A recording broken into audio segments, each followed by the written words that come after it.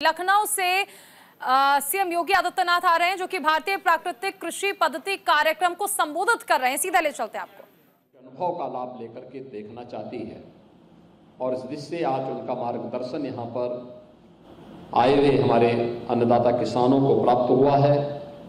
इस क्षेत्र के विशेषज्ञों के साथ इस संवाद के इस कार्यक्रम में मैं उनका हृदय से स्वागत करता हूं, अभिनंदन करता हूं। हम सब जानते हैं कि हरित क्रांति का लाभ अन्न उत्पादन करने में और उसकी उत्पादन क्षमता को बढ़ाने में प्राप्त हुआ, लेकिन ये अधूरा सच है। अगर आप 17वीं और 18वीं सदी के भारत के कुछ उन प्रांतों का,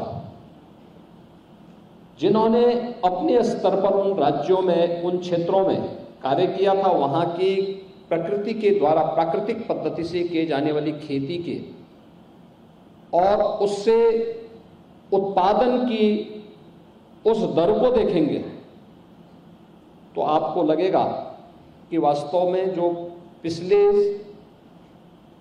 100-150 वर्षों के अंदर देश को बढ़ाया गया तो उसमें कितना अंतर है। ऐसे बहुत सारे उदाहरण हैं आपके सामने और मैं चाहूंगा कि हमें इतिहास के उन पन्नों को पलटना ही पड़ेगा, क्योंकि जब धरती वास्तविक प्राकृतिक रूप में थी